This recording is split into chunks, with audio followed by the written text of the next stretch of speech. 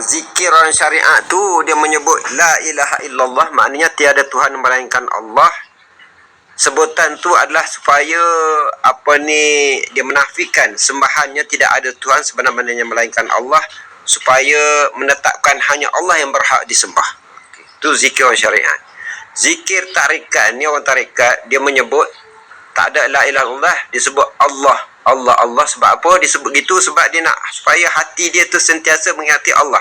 Sebab Allah tu bermaknanya dah la ilaha illallah dah tu. Jadi sentiasa supaya dalam hatinya tu, dalam kolbunya sentiasa dibersihkan, direjamkan tu, supaya tidak ada lain yang bertapak di situ, hanya Allah. Allah saja ingatan yang ada kat situ. Ini zikir orang tarekat. Maknanya dia memandang dengan hati. Jadi manakala zikir orang hakikat pula, hu, dia sebut hu.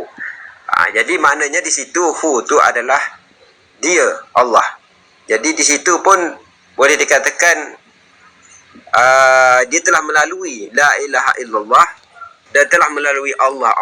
Dia pergi kepada hu tu, yang mana lebih lagi dikatakan supaya hati tu tertumpu kepada Allah semata-mata, sentiasa memandang Allah, hu.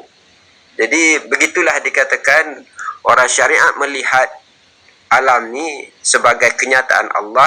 Nyatanya Allah ni nyatanya pada alam, sempurnanya pada insan. Orang tarekat dia memandang dengan hati, melihat dengan hatinya, dengan nazharanya tu, maknanya nyata pada alam, sempurna pada insan, dia melihat sebagai cerminan Allah. Itu orang tarekat. Manakala orang hakikat pula, dia melihat alam ni, nyata pada alam, sempurna pada insan ni, dia bukan lagi melihat sebagai kenyataan Allah, malah lebih dari itu, bukan lagi melihat sebagai cerminan Allah, afaan Allah, perbuatan Allah. Lebih dari itu, lebih mendalam lagi dari itu, dia melihat wujud Allah, wujudullah.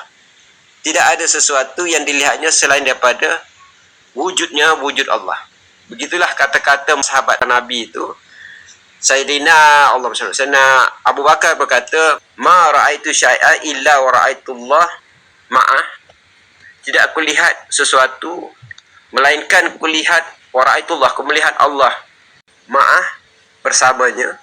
Sayyidina Ali pula, Sayyidina Ali ni mengatakan bahawa ma ra'aitu syai'a illa wa ra'aitullah fi'i. Ma ra'aitu syai'a illa wa ra'aitullah fi'i. Tidak aku melihat sesuatu itu illa kecuali wa ra'aitullah, aku melihat Allah fi'i, di dalamnya. Jadi itulah sahabat Nabi yang telah dijamin oleh Nabi Muhammad SAW, dijamin syurga tu. Bagaimana cara pandangan dia, bagaimana dia melihat Allah SWT.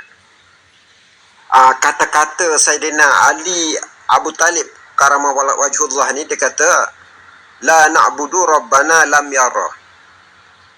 Tidak aku sembah rabbana, Tuhan lam yara, Tuhan yang tidak aku lihat. Tidak kami sembah Tuhan yang tidak kami lihat. Itu kata-kata Sayyidina Ali. Begitu juga kalau dalam bersolat dikatakan bahawa kata arif billah ataupun kata-kata kias daripada ulama sufi, dikata la solata illa bima'rifatillah. Artinya kata tidak ada dikatakan solat jika tidak mengenal Allah.